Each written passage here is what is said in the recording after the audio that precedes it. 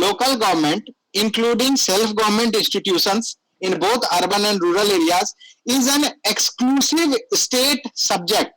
Is an exclusive state subject या exclusively जो है वो राज्य विषयों का जो है राज्य सूची का जो है वो विषय होगा. अंडर एंट्री 5 ऑफ लिस्ट 2, ये फैक्ट है, इसको हम लोग को ध्यान नहीं रखना है, ऑफ द 7th शेड्यूल, जो 7th शेड्यूल की हम लोगों ने कल चर्चा की थी, तो उसके अंतर्गत जो है वो एक एक्सक्लूसिव स्टेट सब्जेक्ट है. इसके बाद वो कह रहे हैं सो दैट, ऐसा इसलिए है कि union can not enact any law to create rights and liabilities relating to this subjects. ऐसा इसलिए है कि यूनियन जो है वो स्टेट्स के सब्जेक्ट पर किसी भी तरह का जो है वो कानून नहीं बना सकता है. इसलिए अर्बन लोकल बॉडीज के अंतर्गत जो सब्जेक्ट्स आ रहे हैं वो एक्सक्लूसिव स्टेट्स के मैटर हैं.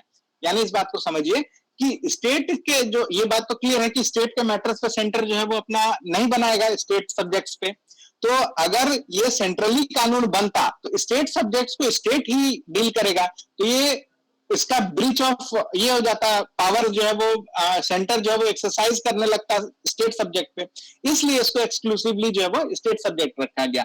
मान लीजिए जैसे कि एक एग्जांपल अगर हम लोग बात करें तो मान लीजिए कि सैनिटेशन, एक सेकंड के लिए मान लेते हैं कि सैनिटेशन जो है वो स्टेट का सब्जेक्ट जो है वो आ गया, या फिर हमारे पंचायती राज में जो है वो करना है. अब उस सैनिटेशन पे अगर सेंट्रल गवर्नमेंट बना देगा तो हमारे यहाँ किस तरह का सैनिटेशन का जरूरत है ये केंद्र डिसाइड नहीं करेगा, बल्कि हमारा राज्य सरकार जो है इसको डिसाइड करेगा. इसलिए इसको जो है वो लोकल लेवल पे क्या क्या समस्याएं हैं उन समस्याओं को डील करने के लिए जो है इसको लोकल लेवल पे इस पर कानून बनाने की बात कही गई है, और इस वजह से इसको जो है वो स्टेट लिस्ट में ही जो है वो रखा गया है, ना कि जो है वो सेंट्रल के लिस्ट में रखा गया है. तो उम्मीद है कि ये पूरा कॉन्सेप्ट जो है आपको क्लियर होगा विथ रीजन कि इसको क्यों स्टेट लिस्ट में रखा गया है.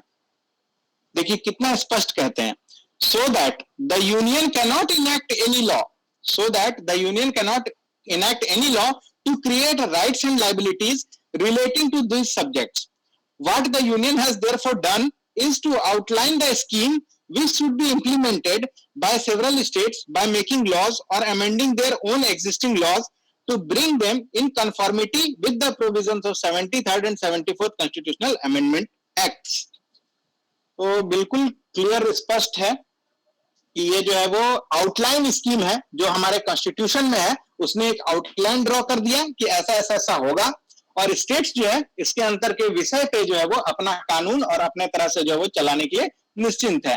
तो स्टेट्स ने इसी तरह से तय किया कि हम लोग जो है वो महिला रिजर्वेशन 50% देंगे, तो 50% महिला रिजर्वेशन है हमारे यहाँ. कल स्टेट तय करेगा कि हम 70% देंगे तो 70% हो जाएगा. इसका सेंटर जो है किसी तरह का हस्तक्षेप जो है वो नहीं कर सकता है under entry 5 of list 2 of the 7th schedule. तो यही जो है वो कॉन्स्टिट्यूशनल प्रोविजन है. तो उम्मीद है, हमको लगता है कि ये कॉन्सेप्ट आप लोगों का क्लियर होगा.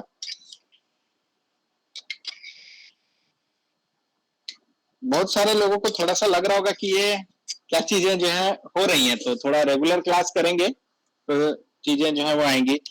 और कॉन्सेप्ट जब आपके पास क्लियर रहेगा तो किसी भी तरह का क्वेश्चन आपको मिलेगा आप जरूर उसको सॉल्व कर पाएंगे. और कॉन्सेप्ट के साथ थोड़ा सा फैक्ट जो है आप रट लेंगे तो आपकी तैयारी जो है वो बहुत दुरुस्त हो जाएगी. और एक्चुअल में यही तरीका ही है कि आपको अच्छा कॉन्सेप्ट आना चाहिए और इसके साथ अपने फैक्ट्स पे जो है वो अच्छा काम कर लिया है. तो और कोई तरह का डाउट है इस पे तो बताइए.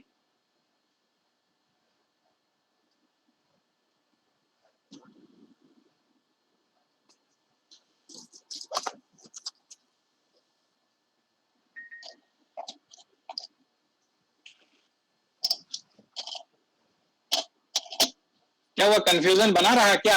इतनी शांति, इतना सन्नाटा क्यों है भाई?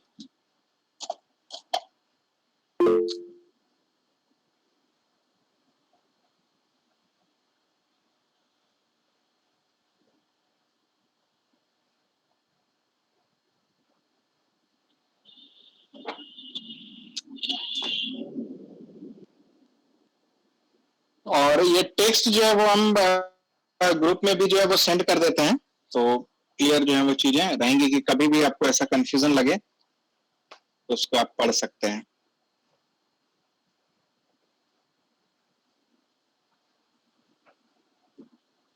चलिए, और किन्हीं को कोई कंफ्यूजन?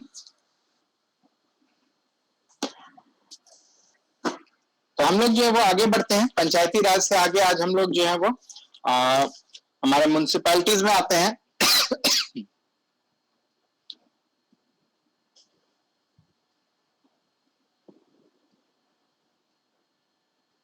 तो जो ये अर्बन लोकल गवर्नमेंट है, इसका ये दूसरा हिस्सा है। जो पहला हिस्सा है वो ग्रामीण व्यवस्था से जो है वो डील करता है, और दूसरा हिस्सा जो है वो शहरी ग्रास रूट डेमोक्रेसी से जो है वो डील करता है। तो अगर इंडिया में हम लोग बात करें तो हमारे यहाँ जो है वो 8 तरह के जो है वो अर्बन लोकल बॉडीज जो है वो पाए जाते हैं, या शहरी निकाय जिसको हम लोग कहते हैं हिंदी में, वो पाए जाते हैं। जिसमें कि हमारा म्युनिसिपल कॉर्पोरेशन आ जाता है बड़े शहरों के लिए। उसके बाद म्युनिसिपैलिटी आ जाती है छोटे शहरों के लिए। उसके बाद कुछ नोटिफाइड एरिया कमिटीज होते हैं, कुछ टाउन एरिया कमिटी होते हैं, कंटोनमेंट बोर्ड होते हैं, टाउनशिप होता है, पोर्ट ट्रस्ट होता है, और कुछ स्पेशल पर्पस की वजह से जो है एजेंसी अगर बनाई गई है तो वो एजेंसीज भी जो है वो होते हैं। तो ये जो है हमारे यहाँ शहरी लोकल गवर्नेंस को जो है वो चलाने के लिए जो है ये व्यवस्था हमारे यहाँ जो है वो बनाई गई है। यह जो व्यवस्था है यह 74वें संविधान संशोधन यानी 74th कॉन्स्टिट्यूशनल अमेंडमेंट एक्ट 1992 के तहत जो है वो लाई गई है। और इस व्यवस्था को चलाने के लिए एक मिनिस्ट्री ऑफ अर्बन डेवलपमेंट यानी शहरी विकास मंत्रालय। कौन है अभी भारत के शहरी विकास मंत्री? फटाक से बताइए, गूगल करने का जरूरत नहीं है। हरदीप सिंह पुरी।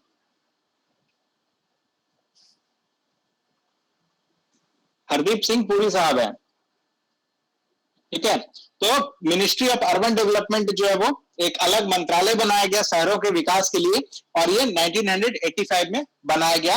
और वर्तमान में हम लोग देख रहे हैं कि कई सारी योजनाएं, जो स्मार्ट सिटी मिशन है हमारा, अमृत मिशन है, प्रसादम योजना है, प्रसाद योजना है, तो ये सारी योजनाएं जो है वो हमारे म्युनिसिपैलिटीज के अंतर्गत ही जो है, या हमारे इसी अर्बन डेवलपमेंट मिनिस्ट्री के अंतर्गत जो है वो काम कर रही है, और कई जगहों पर काफी अच्छा काम कर रही है। तो ये जो है वो 74th constitutional amendment act urban local bodies के तहत जो है वो आया। इंडिया में अगर हम लोग अर्बन लोकल बॉडीज की बात करें तो इसका इतिहास बहुत पुराना है। सबसे पहले जो है वो पहला म्युनिसिपल कॉर्पोरेशन, बहुत इंपॉर्टेंट फैक्ट है, इससे एग्जाम में भी कई बार प्रश्न आपको देखने को मिलेगा। तो पहला म्युनिसिपल कॉर्पोरेशन जो है वो 1687 में मद्रास में जो है वो बनाया गया था, 1687 में मद्रास में। उसके बाद 1726 में बॉम्बे और कलकत्ता, ये दोनों जगह जो है वो म्युनिसिपल कॉर्पोरेशन जो है वो बनाए गए थे। इसी में जो लोग झारखंड के क्लासेस कर रहे थे उनसे एक सवाल देखिए स्ट्राइक आ गया कि झारखंड का सबसे पहला म्युनिसिपल कॉर्पोरेशन कौन था और कब बनाया गया था, बताइए। ये रांची में था, और 1986 तो याद नहीं, बट फर्स्ट रांची में था। रांची तो सही है, ईयर कौन बताएगा? 72 आई थिंक। क्या 72? नहीं, रांची 79।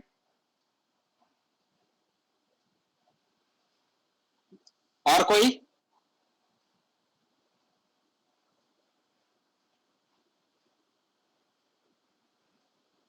और कोई?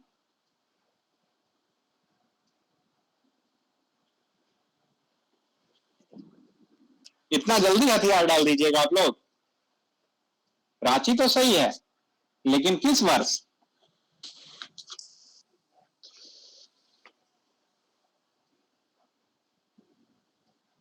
तो 15 नवंबर 1979। गूगल कर लिए क्या? नहीं सर, मैं नोट्स में तो ढूंढ रहे थे, याद नहीं था। अच्छा। अभी भी लेकिन सही नहीं बता पाए।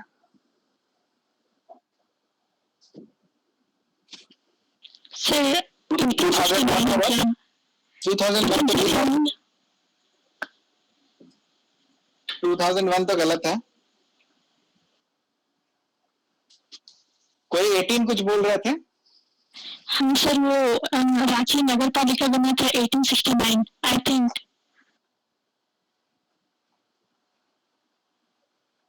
क्या सही बोल रही हैं क्या? हाँ सर, 1869 सर, नोट्स खोलेंगे सर आपका। हाँ सर। यस, जो नगर पालिका जो बनी थी रांची की वो 1869 में बनी थी, और जो हमारा रांची नगर निगम है वो 15 सितंबर 1979 में बना था। तो यहाँ पे नेहा जायसवाल जो है वो बता रही हैं। तो इन दोनों चीजों को याद रखिएगा, देखिए ऐसे ही चीजें जो है वो रिलेट हो जाती हैं। चलिए तो आगे बढ़ते हैं। तो हम लोग अभी देख रहे थे कि 1726 में हमारे यहाँ बॉम्बे और कलकत्ता में भी जो है वो बनाया गया, और इसमें जो है वो लॉर्ड रिपन, इनका नाम जो है वो बहुत याद रखिएगा। इस अर्बन लोकल बॉडीज या यूं कहें कि लोकल सेल्फ गवर्नमेंट जो इंडिया में है वो इन्हीं लॉर्ड रिपन का ही जो है वो देन जो है वो माना जाता है। इनको father of local self government भी जो है वो कहा जाता है। इन्होंने जो है वो खाका तय किया, और उसको जो है वो मैग्ना कार्टा भी जो है वो बोला जाता है।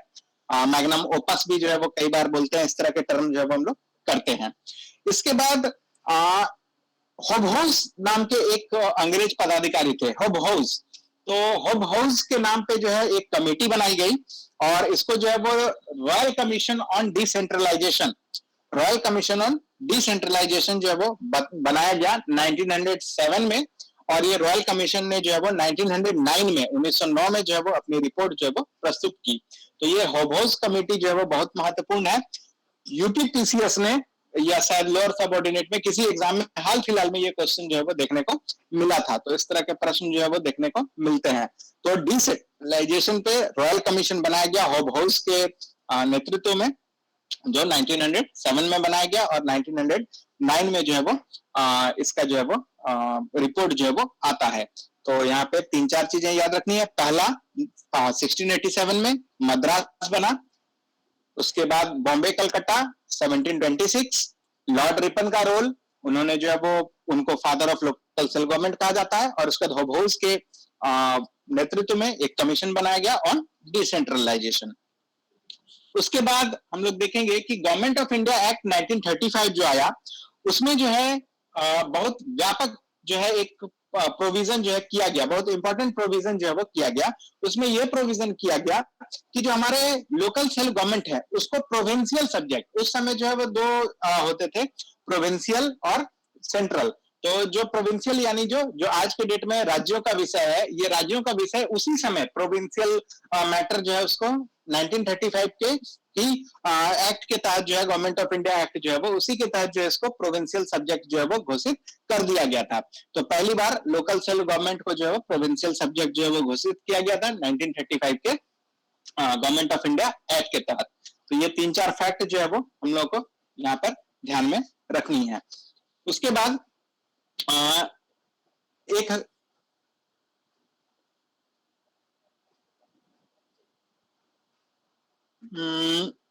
उसके बाद फिर जो है लोकल अर्बन बॉडीज को लेकर के कई कमिटीज और कमीशन वगैरह का भी जो है वो गठन किया गया, जिसमें जो है रफीक जकारिया का कमेटी जो है वो एक बनाया गया था। ये रफीक जकारिया कमेटी भी जो है वो कैसे फाइनेंशियल रिसोर्सेज को बढ़ाया जाए, इस चीज को लेकर के जो है वो रिकमेंडेशन देने के लिए जो है बनाया गया था 1963 में। रेस्ट और भी कमीशन जो है वो बने थे, लेकिन बहुत इंपॉर्टेंट वैसा नहीं है। बट ये रफीक जकारिया कमीशन जो है वो ध्यान में रखना जरूरी है कि ये अर्बन लोकल बॉडीज से ही रिलेटेड था पोस्ट इंडिपेंडेंस।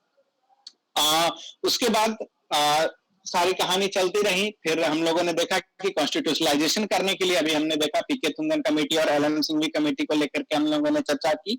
उसी तरह ये जो हमारा नगर पालिका बिल है, जिसको हम लोग 65th कॉन्स्टिट्यूशनल अमेंडमेंट बिल के रूप में जो है वो लोकसभा में जो है वो प्रस्तुत किया गया, और ये 74th कॉन्स्टिट्यूशनल अमेंडमेंट एक्ट की तरह 1992 में जो है वो पास हो गया, और इसका इम्प्लीमेंटेशन 1 जून 1993। तो इस डेट को याद रखिएगा। वहां पे कब था जो पंचायती राज था, वो किस डेट को जो है वो हुआ था लागू? 24 अप्रैल। बिल्कुल, वो 24 अप्रैल था, और ये 1 जून था। तो ये ध्यान रखिएगा, कई बार जो है कंफ्यूजन में लोग हड़बड़ी में जो है इस तरह का क्वेश्चन में जो है वो मिस कर जाते हैं। तो इसलिए ध्यान रखिएगा कि जो म्युनिसिपैलिटीज हैं वो 1 जून 1993 से लागू हुई, और जो हमारा पंचायती है वो 24 अप्रैल से जो है वो लागू किया गया था। तो जो ये 74th कॉन्स्टिट्यूशनल अमेंडमेंट एक्ट आया, इस एक्ट ने जो है वो हमारे संविधान में पार्ट 9A को इंक्लूड किया और इसको जो है वो आर्टिकल 243P से लेकर के 243ZG तक, ZG तक जो है वो यहाँ पे सारे एडेड जो है वो सारे आर्टिकल्स जो है वो इससे संबंधित ऐड किए गए, 243P से लेकर के 243ZG तक। इसके बाद जो है वो इसमें 18 फंक्शनल आइटम्स जो है वो यहाँ पर डाले गए, 18 जो है वो आइटम्स डाले गए। वहां पे कितने आइटम्स थे?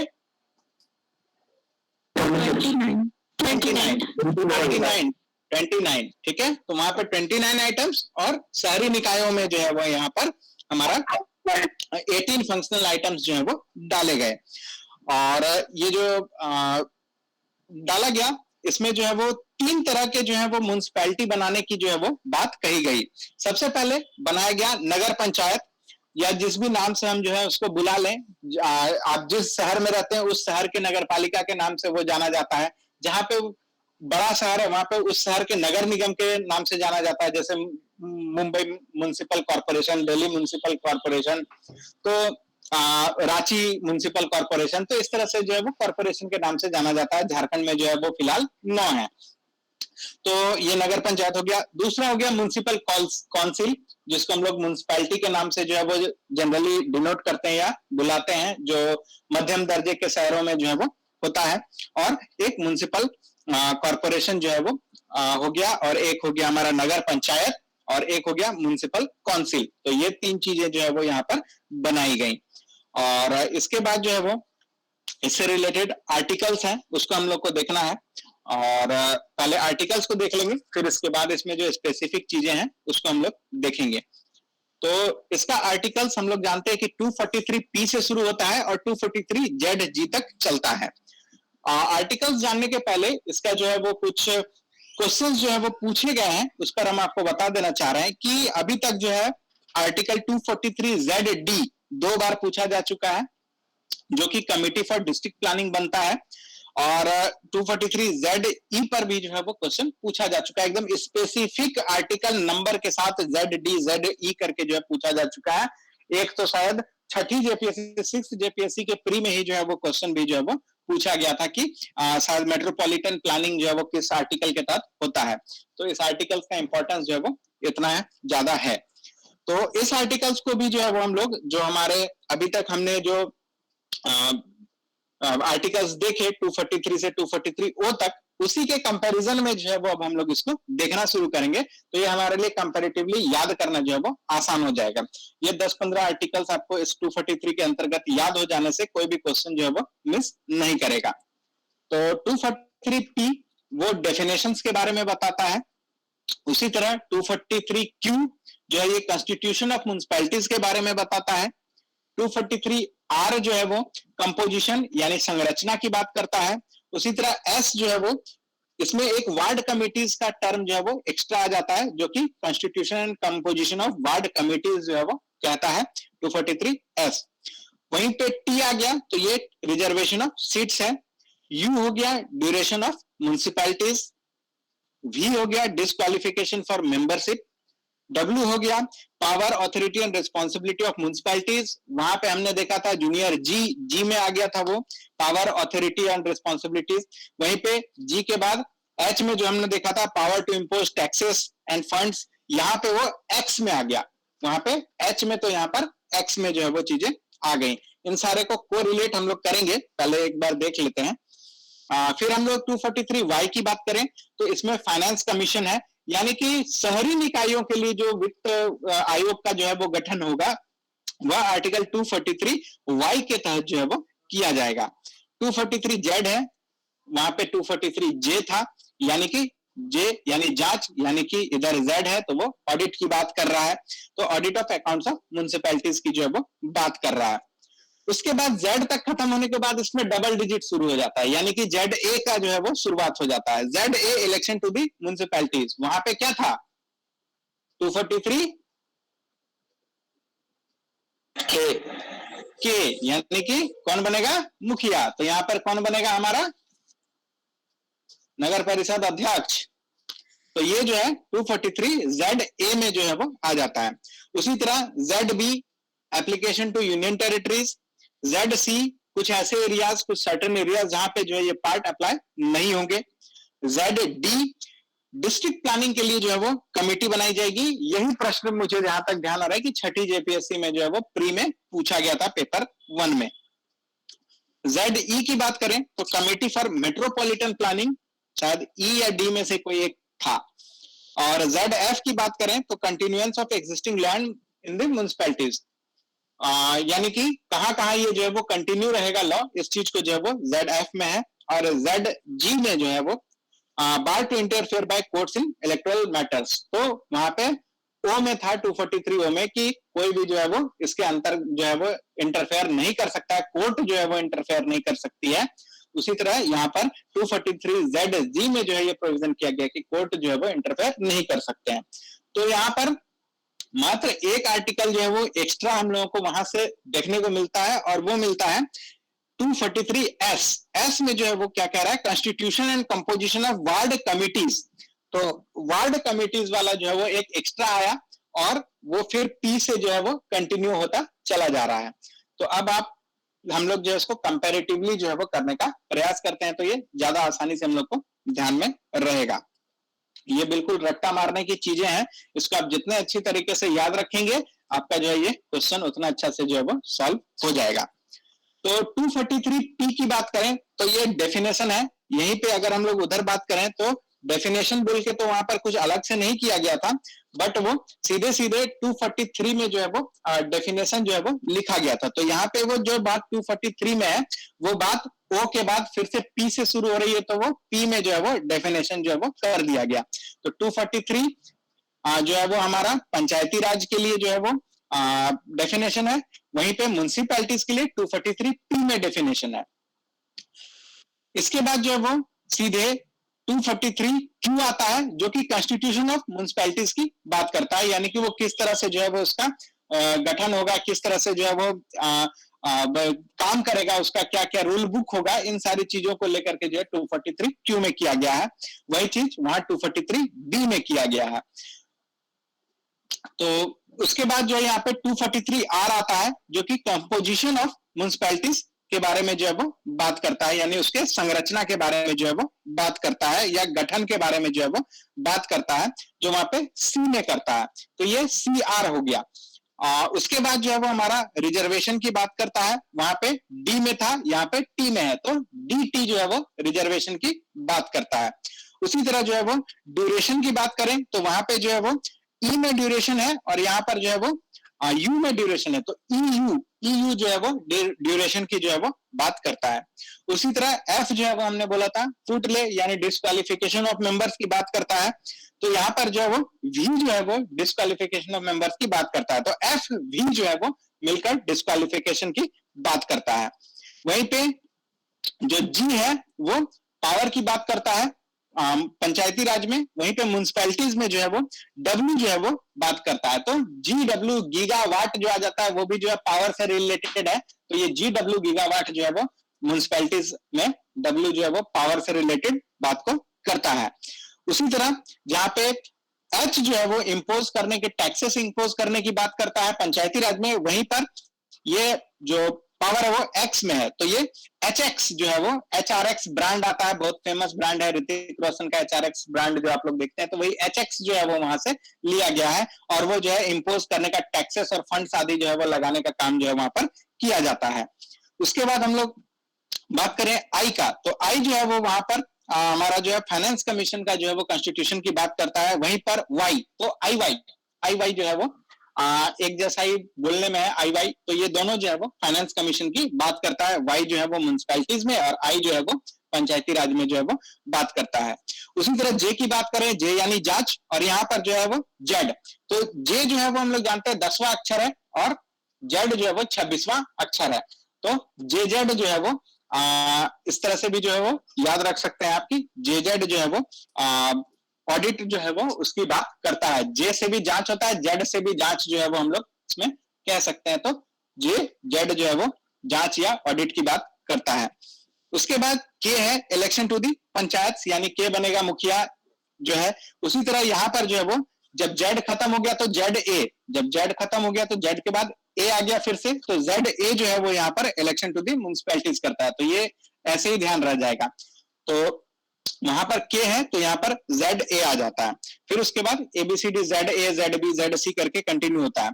तो वहां पर जो है वो एप्लीकेशन टू यूनियन टेरिटरीज की बात करता है, यानी कि जो है वो L से लक्षद्वीप जो हमारा यूनियन टेरिटरी था, तो कहाँ कहाँ जो है वो लगा सकते हैं या किस किस यूनियन टेरिटरीज में ये लगेगा, ये बात जो है वो L में बताई गई है, तो यहाँ पर वो जो है ZB में जो है वो बताई गई है। उसी तरह से ZC में जो है यहाँ पर कुछ ऐसे एरियाज हैं जहां पे नहीं लगाया जा सकता है, तो वहीं पर जो है वो M में जो है जहां पे हमने देखा था मनाही है, तो वो जो है वो ZC और उधर 243M दोनों में जो है वो कहां कहां नहीं लग सकता है, इस बारे में जो है वो बताया गया है। उसके बाद जो है वो M N और O, सॉरी M हो गया, N और O उधर वैसे ही जो है वो चल रहा है, लेकिन यहाँ पर जो है फिर CD ये दोनों सॉरी D और E याद रखिएगा, ये दोनों प्लानिंग से है। तो डिस्ट्रिक्ट प्लानिंग की बात करें तो ZD, D से डिस्ट्रिक्ट होता है और डिस्ट्रिक्ट होता है, तो डिस्ट्रिक्ट प्लानिंग की बात करें तो ZD में डिस्ट्रिक्ट प्लानिंग है। और E जो है वो मेट्रोपॉलिटन है, Z से D से बड़ा E होता है, यानी कि बड़े एरियाज में जो है वो मेट्रोपॉलिटन प्लानिंग की जो है वो बात की जाती है। तो ZD D से डिस्ट्रिक्ट होता है, तो इसलिए जो है वो डिस्ट्रिक्ट प्लानिंग जो है वो 243 ZD में है। उसी तरह मेट्रोपॉलिटन प्लानिंग जो है वो ZE में है। और उसके बाद फिर यहाँ से N वाला और F वाला, तो NF जो है वो एक साथ जो है वो मिल जाता है। तो NF में जो है वो continuance of existing law and laws in municipalities वगैरह का जो है वो बात यहाँ पर ZF में कही गई है, और जो बात वहां 243O में कही गई है तो वहां पे 243ZG में कही गई है, अंतिम है। और Z में जो है वो अंतिम वाले में यही कहा गया कि कोई भी कोर्ट जो है वो हस्तक्षेप नहीं कर सकता है, तो वहां O अंतिम है, यहाँ G अंतिम है। तो इस तरह से जो है वो एक दूसरे से ये रिलेटेड है, और जो भी थोड़ा बहुत कोडिंग है इसको आप याद कर सकते हैं। ये कोई न्यूमोनिक्स फिक्स नहीं है, आप इससे बेहतर कुछ न्यूमोनिक्स अगर बना सकते हैं तो आप अपने लिए बना के याद कर सकते हैं, लेकिन इस तरह के जब डीप आर्टिकल्स आपको याद करने हैं तो इस तरह के न्यूमोनिक्स आपको जो है कुछ कुछ जो है वो बनाना पड़ेगा जो एग्जाम में आपको स्ट्राइक करे, क्योंकि वहां पे आपको ऑप्शंस जो है वो कई बार कंफ्यूजन क्रिएट कर देते हैं। तो इस कंफ्यूजन से बचने के लिए जो है वो आपको इस तरह की चीजों का जो है वो इस्तेमाल जरूर करना चाहिए। तो ये जो है वो म्युनिसिपैलिटी से रिलेटेड हम लोगों ने चीजों को यहाँ पर देखा, और ये जो टॉपिक है बहुत इंपॉर्टेंट टॉपिक है। पंचायती राज से जो है आपको खूब क्वेश्चंस जो है वो देखने को मिलेंगे, और अब तो डिप में जाकर क्वेश्चन पूछे ही जा रहे हैं। 243J की के की बात मैंने की थी, उससे भी रिलेटेड पूछा गया, 243I से पूछा गया है, JPSC ने ही 243ZD का जो है वो सवाल पूछ दिया है। अभी हाल फिलहाल में UPPCS का एग्जाम हुआ था, कई लोगों ने दिया होगा, तो वहां पर भी जो है वो इसी से रिलेटेड आर्टिकल से रिलेटेड कुछ क्वेश्चन जो है वो था। तो ये जो सेक्शन है, इस सेक्शन में इस तरह के क्वेश्चंस जो है वो हम लोग को देखने को मिलते हैं, और इसको जो है वो हम लोगों को देखना चाहिए। उम्मीद है कि ये चीजें जो है वो आपको समझ में आ गई होंगी।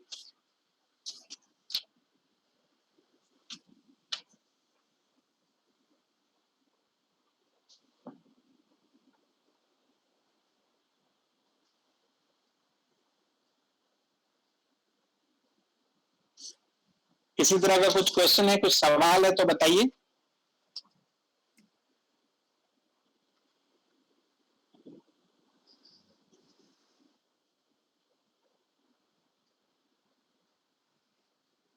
सर हाँ इसमें 3 आर्टिकल अलग है ना पंचायती राज से? बिल्कुल, इसमें एक जो है आपका S जो है वो एक एडिशनल यहाँ पे जुड़ता है, 243S, ये जो है वो वार्ड कमिटीज की बात करता है। और उसके बाद जो है अगर हम लोग बात करें तो यहाँ पर एक जो है वो ZC D तो सीधा आ जा रहा है, DEF ये चारों जो है वो मैच कर रहा है, तो बाकी सब तो लगभग सेम ही आ रहा है। 243P जो है यहाँ से शुरू हो रहा है डेफिनेशन से। तो दोनों को आमने सामने जब आप लिख के करेंगे तो कुछ ना कुछ जो है आपको वहां पे कोड जो है वो मिलता चला जाएगा, कुछ ना कुछ आपको ऐसा याद करना जो है वो आसान होता चला जाएगा। और इसमें भी जो हाईलाइटेड चीजें हैं उसमें आपको हम बता दे रहे हैं कि ZD, ZC, 243Y और 243ZA, और आपका जो है इधर 243IJ, उसके बाद जो है वो K, और आपका हाँ, बस यही मेनली जो है वो इसी सेक्शन से जो है वो क्वेश्चंस जो है वो ज्यादा फ्रीक्वेंसी आपको देखने को मिलेगी क्वेश्चंस का। तो ये आप डायरेक्ट भी अगर इतने आर्टिकल्स याद रखते हैं तो आपको बहुत काम आ जाएगा। तो आप जैसे भी आप इसको याद रख पाए, पर्पस यही होना चाहिए कि आपके एग्जाम में क्वेश्चन जो है वो गलत ना हो पाए।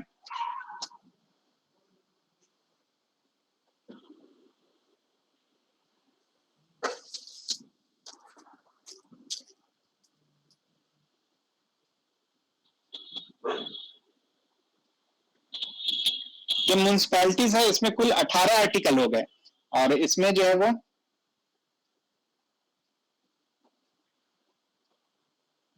16, जो पंचायती राज है उसमें 16 आर्टिकल्स हैं। तो 2 आर्टिकल का जो है वो डिफरेंस यहाँ पर आता है।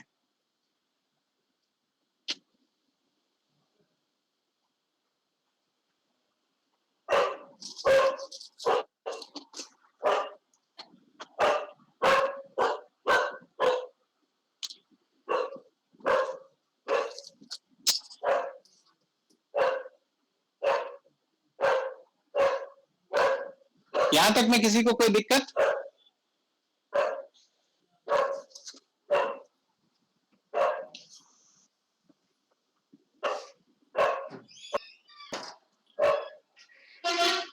सोसाइटीज है जिसको नया जो है वो इंट्रोड्यूस किया गया है, उसको जो है वो हम लोग देखते हैं। तो ये जो हमारा पार्ट रहा है 11A, इसी में जो है वो हम लोगों को एक 97 कॉन्स्टिट्यूशनल अमेंडमेंट, एक मिनट रुकिएगा।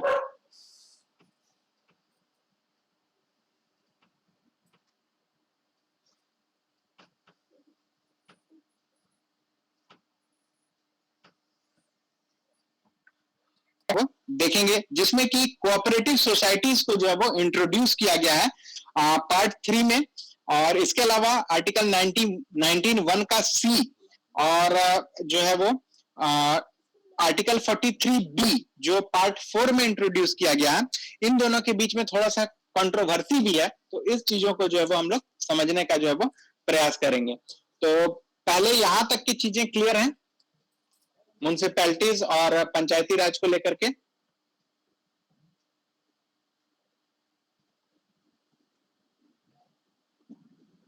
वहां तक में किन्हीं को कुछ सवाल, कोई कंफ्यूजन है तो बताइए, फिर आगे बढ़ते हैं।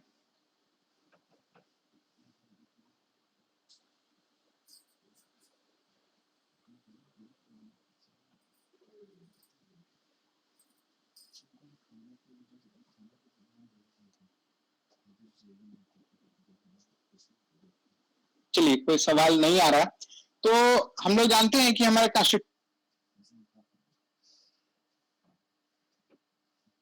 में इसके तहत जो है वो कॉन्स्टिट्यूशन में, और ये कहां पर इंसर्ट किया गया, तो ये जो है पार्ट 3, पहले जो हमारा फंडामेंटल राइट्स है उसके अंतर्गत जो है वो कोऑपरेटिव सोसाइटीज को जो है आर्टिकल 19(1) और उसके सब सेक्शन C में जो है इंट्रोड्यूस किया गया। यानी कि कोऑपरेटिव सोसाइटीज का फॉर्म कराना जो है वो हमारा एक फंडामेंटल राइट है, मूल अधिकार के अंतर्गत जो है इसको डाला गया। और ये कब डाला गया? तो 2011 में। यानी कि हम और आप मिलकर एक कोऑपरेटिव सोसाइटी बना सकते हैं, ये मेरा मूल अधिकार है। इसके अलावा एक और आर्टिकल हमारे DPSP में, यानी कि जो हमारा राज्य का नीति निर्देशक सिद्धांत है, उसके 43B में भी जो है वो इंक्लूड किया गया। यानी कि अगर पार्ट वाइज बात करें तो पार्ट 4 में भी जो है वो इंट्रोड्यूस किया गया कोऑपरेटिव सोसाइटीज का। तो जब आप जनरली आर्टिकल्स पढ़ते हैं तो उसमें 43 में हम लोग जो है वो पढ़ते हैं आर्टिकल 43 में कि फॉर्मेशन ऑफ कोऑपरेटिव सोसाइटीज। तो जब ये DPSP में डाला गया, यानी कि ये स्टेट के लिए जो है वो डायरेक्टिव प्रिंसिपल्स में डाला गया कि स्टेट जो है अगर किसी कानून को बनाना चाह रहा है तो वो उस डायरेक्शन का जो है वो फॉलो करेगा जो कॉन्स्टिट्यूशन में डायरेक्शंस दिए गए हैं, यानी जो DPSP में डायरेक्शंस दिए गए हैं। तो DPSP में जो है क्या डायरेक्शन दिए गए हैं कि कोऑपरेटिव सोसाइटी फॉर्म करा सकते हैं। तो ये स्टेट का काम है कि आप कोऑपरेटिव सोसाइटीज जो है वो फॉर्म कराइए। तो हम लोग देखते हैं आज के डेट में कोऑपरेटिव सोसाइटीज जो है वो बहुत एक्टिव है। किसान सभा वगैरह का जो है वो FPOs, फार्मर प्रोड्यूस ऑर्गेनाइजेशन वगैरह जो है, इस तरह के कोऑपरेटिव सोसाइटीज जो है वो अभी चल रहे हैं और बहुत लाइट में चल रहे हैं। इतना बड़ा किसान आंदोलन वगैरह हुआ भी, तो बहुत सारी चीजें जो है इससे रिलेटेड चल रही हैं। तो अभी हम लोग बात कर रहे हैं कि ये जो 97 कॉन्स्टिट्यूशनल अमेंडमेंट एक्ट हमारे यहाँ हुआ, इसके तहत जो है वो क्या क्या चीजों को इंट्रोड्यूस किया गया और कॉन्स्टिट्यूशन में कहाँ कहाँ इंट्रोड्यूस किया गया। तो सबसे पहले फंडामेंटल राइट में इंक्लूड किया गया, उसके बाद डीपीएसपी में इंक्लूड किया गया, और इसके अलावा इसको जो है वो पार्ट 9B, अभी तक हमने देखा पार्ट 9 में जो है हम लोगों ने इंट्रोड्यूस किया पंचायती राज, पार्ट 9A में हमने इंट्रोड्यूस किया म्युनिसिपैलिटीज, और पार्ट 9B में जो है हमने कोऑपरेटिव सोसाइटीज को जो है वो इंक्लूड कर दिया। तो बहुत ही महत्वपूर्ण प्रश्न यहाँ पर बनता है कि कोऑपरेटिव सोसाइटीज को जो है वो हम लोगों ने 97 कॉन्स्टिट्यूशनल अमेंडमेंट एक्ट के बाद जो है वो कहां कहां पर जो है वो स्थान दिया, तो जो है वो चीजों को ध्यान में रखिएगा। और जो ये पार्ट 9B में स्थान दिया, तो हमने जो है इस कोऑपरेटिव से संबंधित जो है वो बहुत सारे आर्टिकल्स भी हमने तय किया। तो अभी तक हम लोगों ने आर्टिकल कहां पे खत्म किया, 243 से 243Z कहां पे खत्म किया, जी जी के बाद क्या होता है, अरे बाबा जी के बाद एच, तो बिल्कुल, तो 243ZH से जो है ये आर्टिकल्स कोऑपरेटिव के शुरू होते हैं, और ZH से लेकर के 243ZT तक जो है वो इस कोऑपरेटिव्स को जो है वो डाला गया। अभी हाल फिलहाल में आप देखेंगे, अच्छा हाँ देखेंगे, पहले एक सवाल, कितना आप करंट पढ़ते हैं उससे पता, भारत का भी कोऑपरेटिव मिनिस्टर कौन है, सहकारिता मंत्री अमित शाह। और कोई,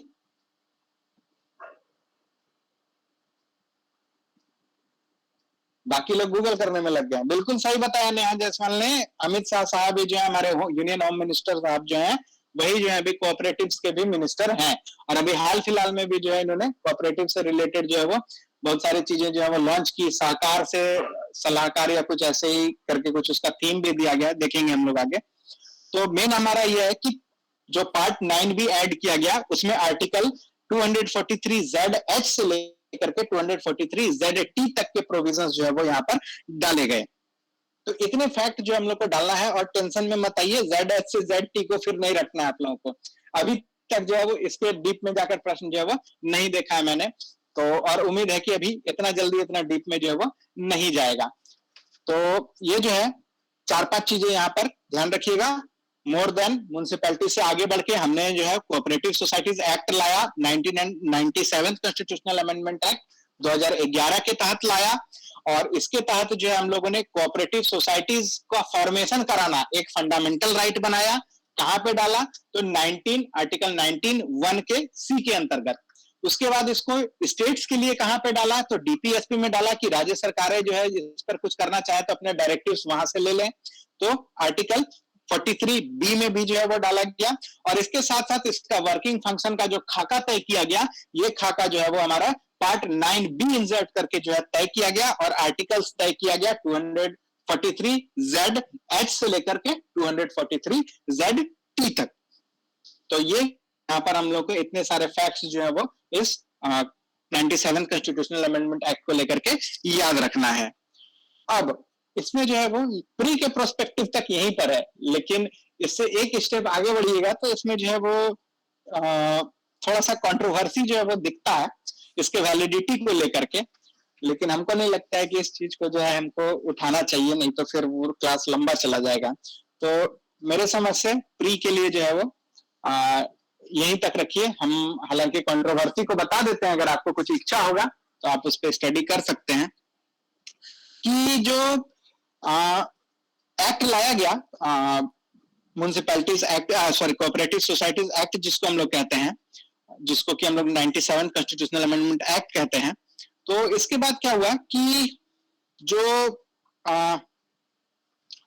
पार्लियामेंट का जो सब्जेक्ट्स है, जो स्टेट सब्जेक्ट्स है, उस पे इंक्रोचमेंट वाला सवाल जो है सबसे पहला है, जो हम लोग अभी थोड़ी देर पहले जो है वो चर्चा कर रहे थे। कि सबसे पहले जो है वो कंट्रोवर्सी क्या अराइज हुआ कि जो कॉन्स्टिट्यूशनल वैलिडिटी इसको मिल गया, इसके बाद क्या हुआ कि पार्लियामेंट जो है वो स्टेट सब्जेक्ट पे कहीं इंक्रोच तो नहीं कर रहा है, और क्योंकि कोऑपरेटिव सोसाइटीज जो है वो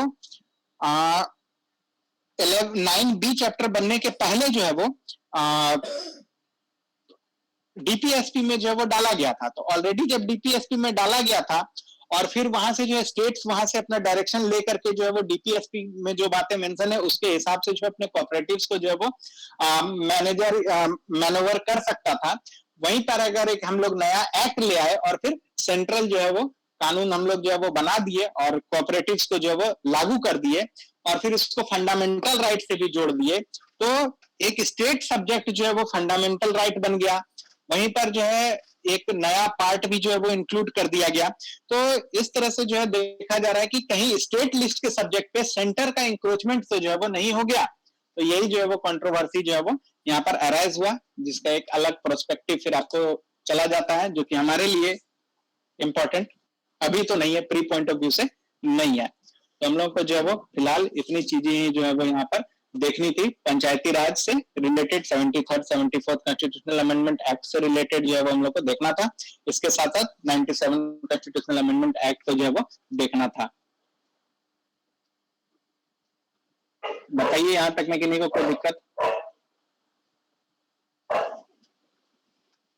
सर इसे इसको सुप्रीम कोर्ट स्ट्रो डाउन कर दिया ना सर, 2021 में न्यूज़ में पढ़े थे सर, लास्ट ईयर भी पढ़े थे 2021 में। हाँ सर, ये मतलब हम पढ़ रहे थे टीसी का पिछले बार, तो वही करंट अफेयर्स में था ये थी, इसको स्ट्रो डाउन कर दिया गया। बहुत सारा इसका प्रिंसिपल सर फॉलो नहीं कर रहा था, चलिए मेरी गलत हो सकते हैं। कंट्रोवर्सी तो अराइज हुआ था, लेकिन ऐसा नहीं है। अभी तो जो फाइनेंस कमीशन वगैरह गठित होती है वो कोऑपरेटिव्स के लिए तो प्रोविजंस क्रिएट करती ही है। तो प्रेजेंट पोजीशन में तो ऐसा कुछ नहीं है। फिर भी आप बोले हाईलाइट किए तो किस टर्म में है वो देखना होगा। किसी स्टेट का स्पेसिफिक था क्या, या कोई स्टेट इस कोऑपरेटिव पे अपना बनाया होगा कुछ, उस पे लेके कोई कंट्रोवर्सी हो सकती है, हुई होगी। बट स्टिल आप बोले हैं करंट में पढ़े, तो इसको हम नोट कर लेते हैं कि क्या चल रहा है इसका। सर सर हियरिंग चल रहा था ना इसका, हम तो सुने थे सुप्रीम कोर्ट में वही प्रिंसिपल ऑफ सर्वाइवेबिलिटी होता है ना sir, survivability principle of survivability, उसको सर उसको मतलब ताक पे रखते हुए मतलब गवर्नमेंट ऑफ इंडिया बोला था कि आप उसको मतलब पूरा मत स्टोर डाउन कीजिए, जो वॉलेट करा उसको स्टोर डाउन कीजिए। सर ये चीज हम जहाँ तक याद है कौन पढ़ा था, ये चीज बात है, उसके बाद नहीं पता हमको। उसके बाद सर आप बताइए।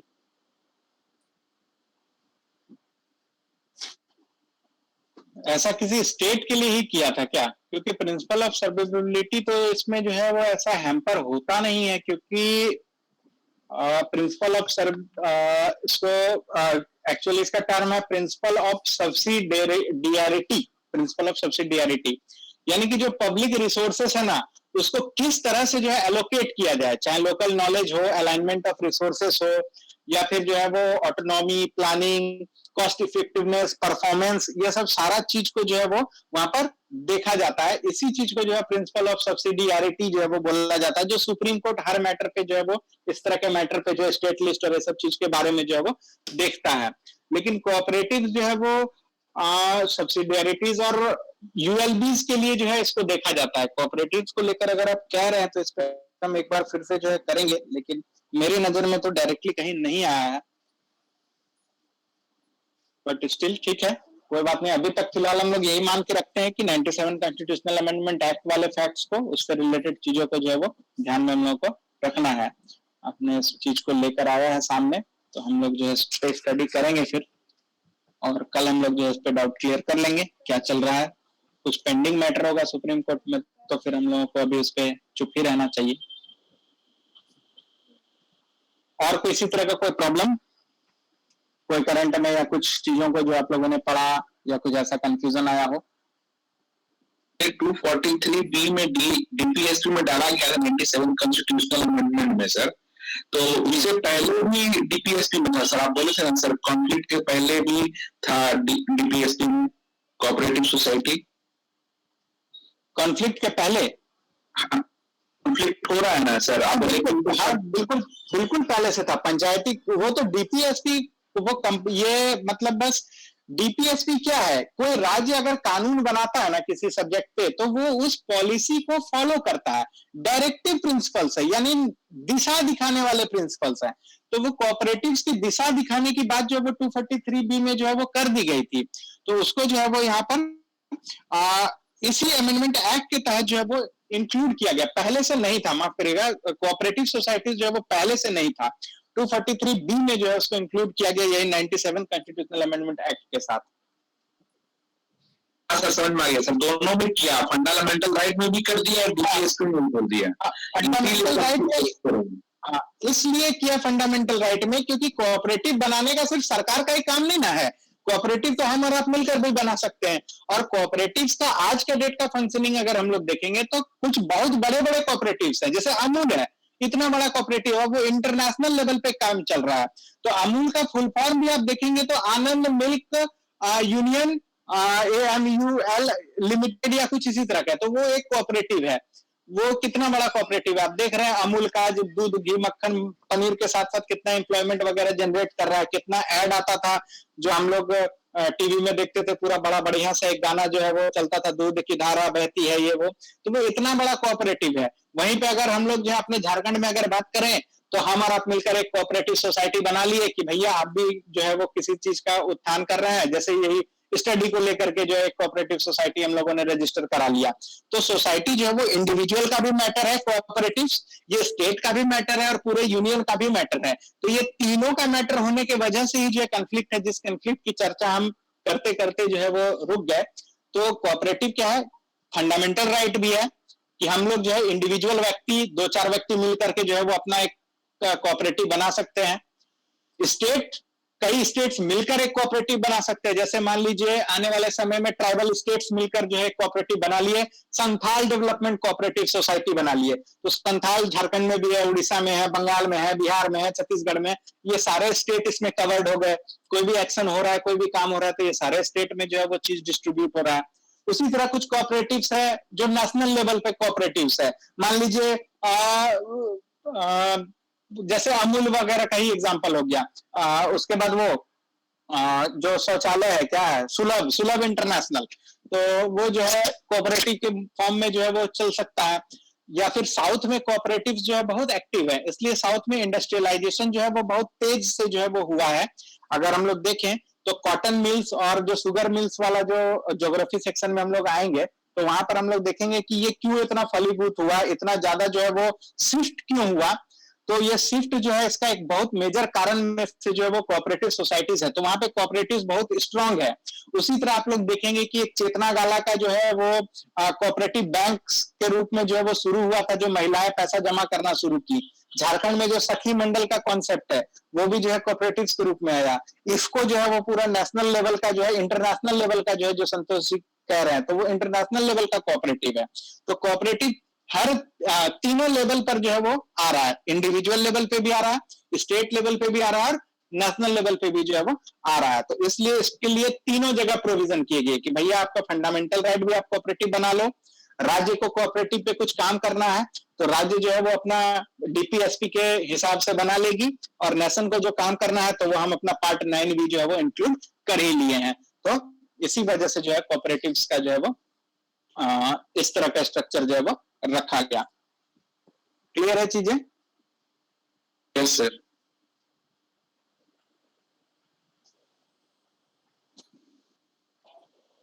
और बताइए, यहां तक में किन्हीं को कोई कंफ्यूजन? 1 से 2 क्वेश्चन आगामी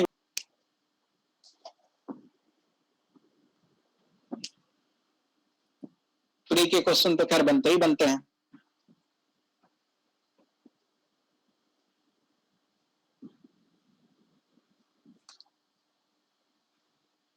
और बताइए।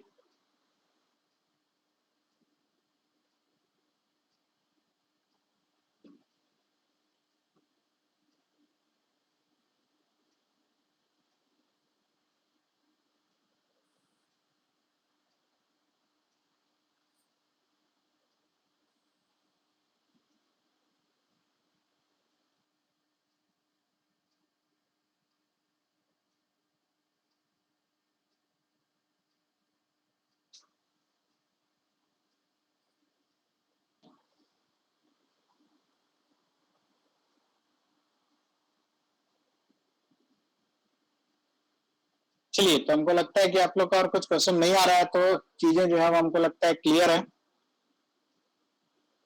आगे बढ़ा जाए, अपने करंट अफेयर्स के सेक्शन में आया जाए। सर इसका आर्टिकल भी याद करना होगा। नहीं, इसका 243 ZH से ZT है, बस इतना ही ध्यान रखिए। ओके। मेनली अभी तक अगर इस पे क्वेश्चन पूछा गया तो वो 43B वाला क्वेश्चन जो है वो कई बार देखने को मिला है।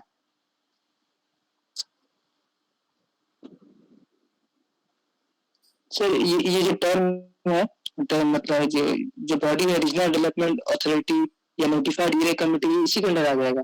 मतलब ये सब सारा म्युनिसिपैलिटी एक्ट के अंतर्गत ही जो है वो आता है। नोटिफाइड एरिया कमेटी क्या है? ये जो है वो एक ऐसा एरिया है जहाँ पे इंडस्ट्रियलाइजेशन जो है वो तेजी से हो रहा है, और उस इंडस्ट्रियलाइजेशन के वजह से जो है टाउनशिप सा डेवलप होता जा रहा है, लेकिन वो पूरा टाउन होने का जो है वो क्राइटेरिया को फुलफिल नहीं करता है। तो उस एरियाज को जो है वो हम लोग नोटिफाइड एरिया के कमेटी में जो है वो रखते हैं, या नोटिफाइड एरियाज कमेटी के रूप में जो है वो रखते हैं। उसी तरह कैंटोनमेंट बोर्ड होता है, वो ऐसा होता है जहाँ पे जो आर्मी है या जो हमारा डिफेंस फोर्सेस है उनका जो है वो अंडर कंट्रोल एरिया होता है, और उनके ऑफिसर प्लस लोकल बॉडी से चुने हुए लोग, ये दोनों मिलकर आपस में जो है वो यहाँ पर लोकल बॉडीज से रिलेटेड चीजों को जो है वो एग्जीक्यूट करते हैं, ये दोनों आपस के कोऑर्डिनेशन में। तो वैसा एरिया जो है वो कैंटोनमेंट बोर्ड कहलाता है। अभी एक रिसेंट नारा भी चला था, सहकार से समृद्धि, यही था। हाँ, सहकार से समृद्धि।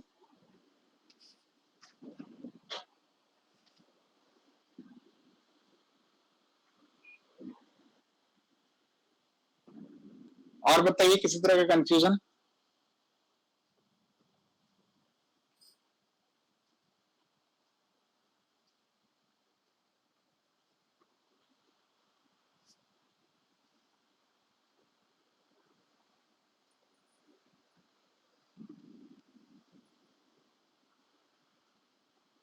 सर ये पंचायती राज के, सर वो जो पंचायती राज के अंदर जो 29 लिस्ट है, हाँ, और जो म्यूनिसिपल के अंदर जो है इतनी सब लिस्ट, एक बार हम सब देख रहे थे बीपीएससी में, इसी बार का शायद लास्ट बार में आया था कि इनमें से कौन सा लिस्ट नहीं मतलब आता है उसके अंदर। तो सर वो तो बहुत टफ नहीं हो जाएगा याद करना इतना। कुछ क्वेश्चन हम लोगों को कभी कभी कुछ क्वेश्चन एग्जाम में छोड़ना भी हम लोग के लिए स्मार्ट मूव होता है। अब 29 लिस्ट के सब्जेक्ट्स को याद रखना ये बहुत मुश्किल है। वहां पे आपको जो है वो छटनी प्रक्रिया से आप कुछ सॉल्व कर सकते हैं तो कर सकते हैं, कि कुछ ऐसा मैटर वहां पे दे दिया गया है जो आपको स्पष्ट समझ में आ रहा है कि ये गांव या म्युनिसिपल का मैटर जो है वो नहीं हो सकता, तब आप छाट सकते हैं। नहीं तो ये 29 लिस्ट को याद करना, लिस्ट तो आपको नेट से कहीं से भी मिल जाएगा। इन सब्जेक्ट्स को याद कर पाना बहुत मुश्किल है मेरे लिए, मतलब किसी के लिए भी, और बहुत फ्रूटफुल नहीं है। तो कभी कभी ऐसा क्वेश्चन रहता है जिसको छोड़ना भी पड़ता है।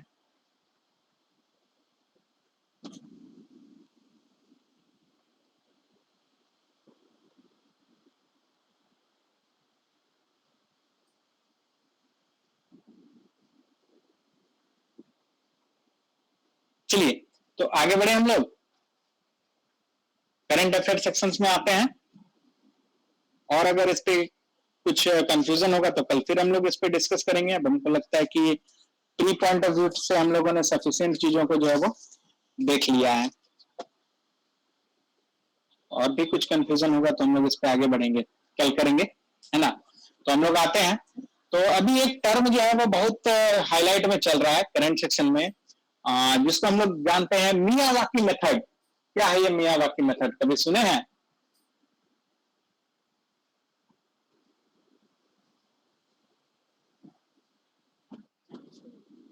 तो अभी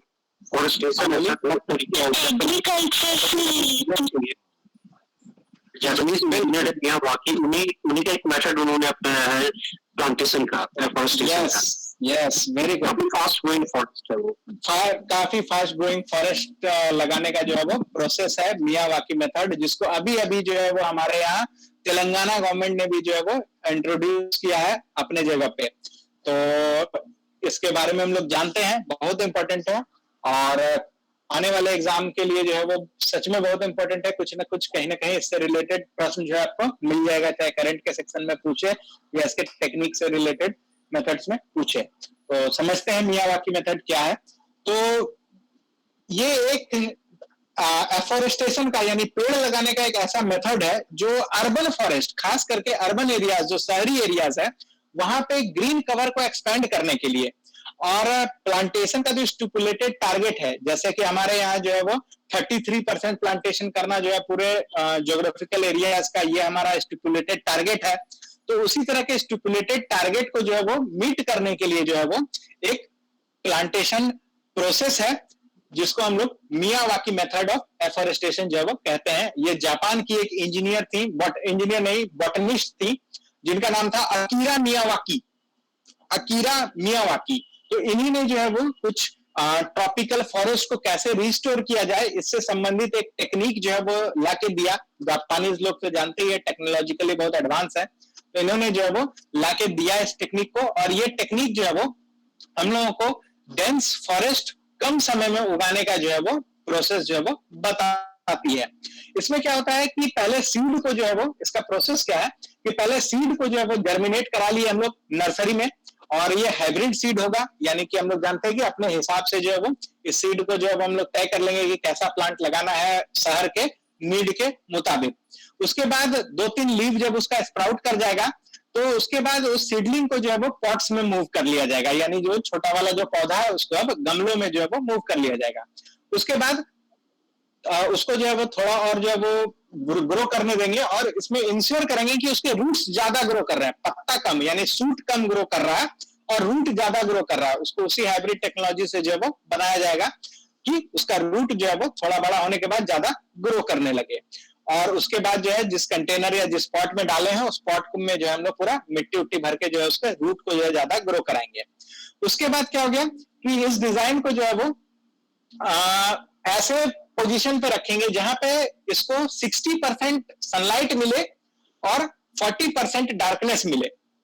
इस तरह का जो है हम लोग एक नेट का डिजाइन, नेट्स बना के जो है डिजाइन बनाएंगे जिसमें कि 60% धूप मिले और 40% जो है वो छांव मिले, और ये 1 से 1.5 महीने 2 महीने तक के लिए जो इसको करेंगे, यानी कि पौधा जो है 1-1.5 फीट का जो है हो जाएगा और रूट जो है वो उसका ज्यादा ग्रो कर जाएगा।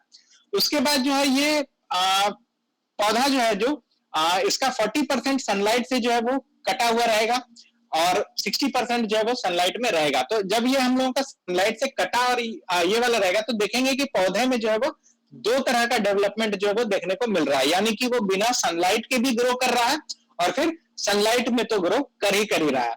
उसके बाद क्या है कि जिस तरह का नेचुरल एनवायरनमेंट है वो उस तरह के एनवायरनमेंट में एडप्ट कर जाएगा, यानी कि उसको 60-40 सहने का जो है आदत हो गया है।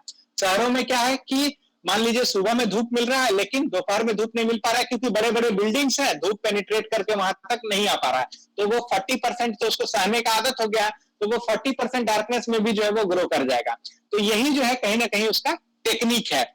और उसके बाद जो है जिस तरह का एरिया है जहां पे अगर मान लीजिए ज्यादा सनलाइट है, 60% सनलाइट है, तो वहां पे उसको सनलाइटेड वाला पोर्शन को जो है वो आगे करके जो है या उस वाले पोर्शन को प्लांट कर देंगे। जहां पे कम सनलाइट है वहां पे 40% वाले पोर्शन को जो है वो आगे करके प्लांट कर देंगे। तो लगभग यही जो है वो मियावाकी प्रोसेस जो है वो किया गया है। ये सनलाइट कम मिले ज्यादा मिले दोनों कंडीशन में जो है वो प्लांट ग्रो कर जाएगा, और अर्बन शहरों का जो है वो डिमांड भी यही है जो देखने को मिलता है। तो इससे क्या होगा कि जो है सैपलिंग्स है वो सेल्फ सस्टेन होगा, इसको जो है मेंटेनेंस फ्री हो जाएगा, उसको धूप भी मिला तो भी ग्रो कर गया, उसको छांव मिला तो भी ग्रो कर गया।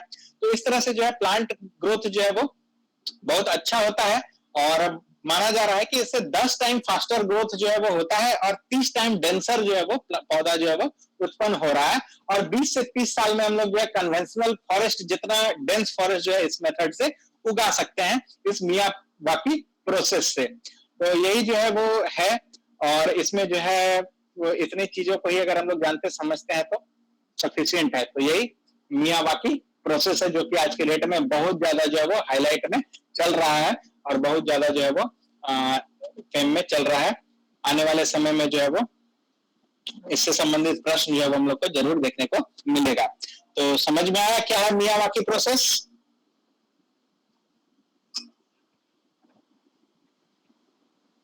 संतोष जी कह रहे हैं वॉइस इशू। ऑर्गेनिक मेथड की बात की हम लोगों ने, तो आगे एक और इसी तरह का टेक्नोलॉजी और आया है, ये है बायोरॉक टेक्नोलॉजी। बायोरॉक टेक्नोलॉजी तो यह भी जो है वो अभी बहुत लाइट में चल रहा है, और ये कोरल रीफ जो है इनके रिस्टोरेशन, यानी जो मूंगा मोती ये सब जो कोरल रीफ्स होते हैं, जिसको हिंदी में क्या कहते हैं कोरल रीफ्स को, तो अगर बता पाए तो क्या कहते हैं कोरल रीफ्स को हिंदी में? मूंगा आदि जो आता है ना, ये सब कोरल रीफ्स होता है।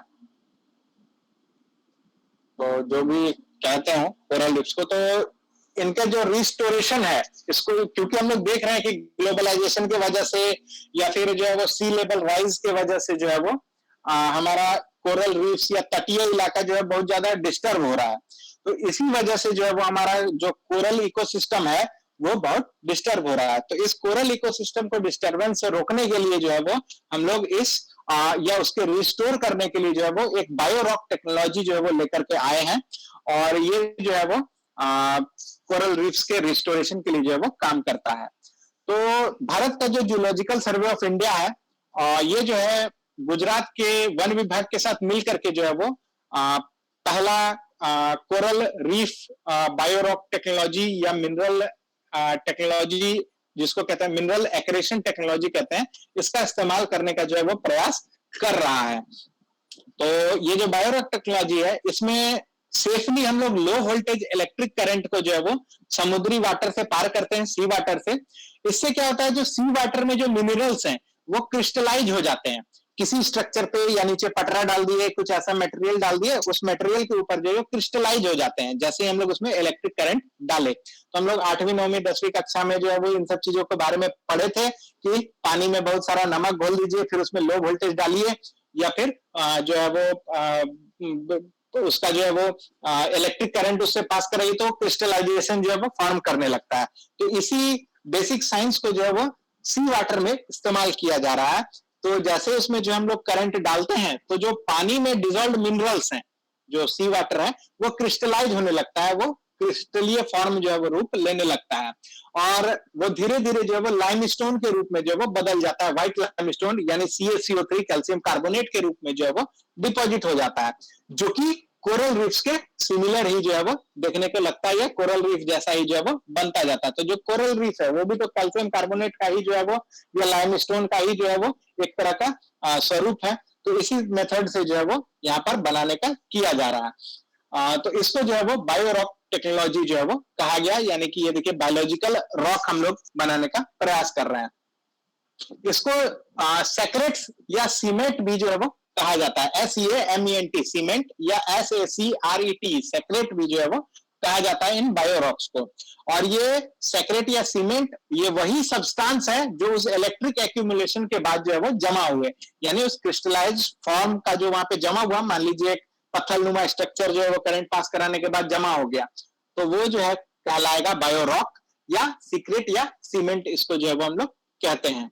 और ये आर्टिफिशियल रीफ की तरह काम करेगा। तो यही एक टेक्नोलॉजी जो है वो यहाँ पर हम लोग इस्तेमाल कर रहे हैं, जिसको हम लोग बायोरॉक टेक्नोलॉजी करते हैं। ये सबसे पहले जो है वुल्फ हिलबर्ट जो नाम के एक व्यक्ति है, जो 1976 में जो है वो ये इस्तेमाल किए थे इस टेक्नोलॉजी का। तो इसके फादर जो है, या बायोरॉक टेक्नोलॉजी के फादर या फर्स्ट डेवलपर जो है वो वुल्फ हिलबर्ट जो नाम के व्यक्ति जो है वो जाने जाते हैं।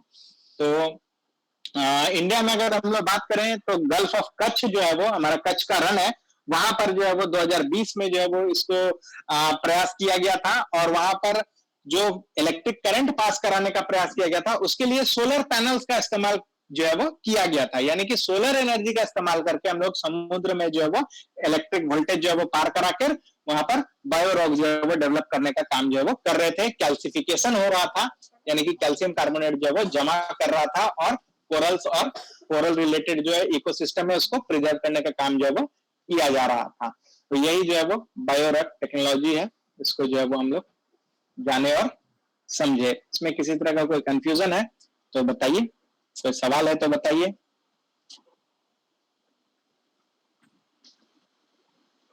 बहुत सारे लोग बार बार लीव ए और ज्वाइन कर रहे हैं, कुछ नेटवर्क का इशू है क्या आप लोगों का?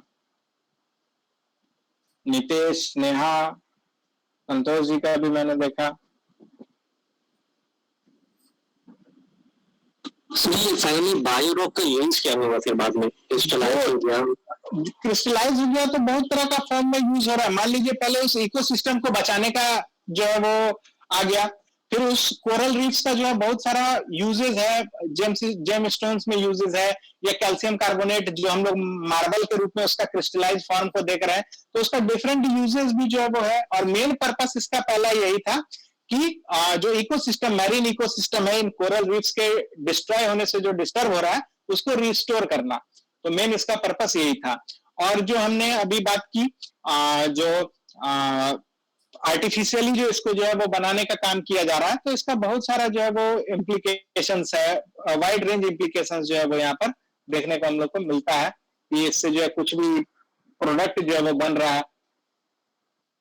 अच्छा सर, इसका कोई इफेक्ट नहीं है मराइन का सिस्टम में? आई थिंक इफेक्ट्स को लेकर के जो है अभी तक इसमें कुछ ऐसा किया नहीं गया है, लेकिन आर्टिफिशियली हम कुछ कर रहे हैं तो जरूर कुछ ना कुछ इफेक्ट्स होगा। मान लीजिए करंट पास कर रहे हैं, उस करंट की वजह से हो सकता है मैरीन इकोसिस्टम में कुछ इशू हो।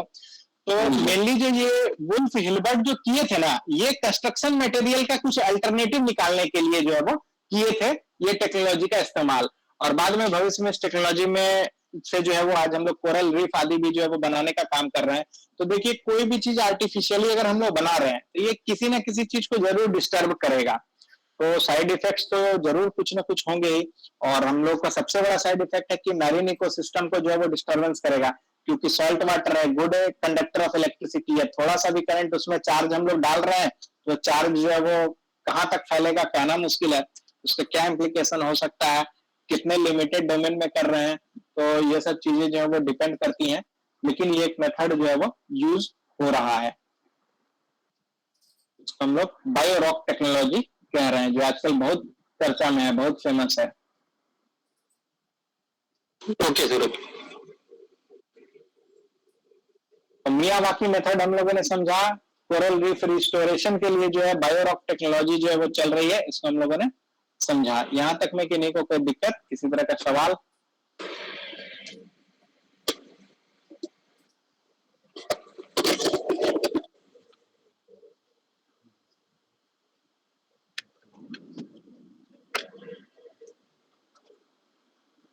कोई कंफ्यूजन है?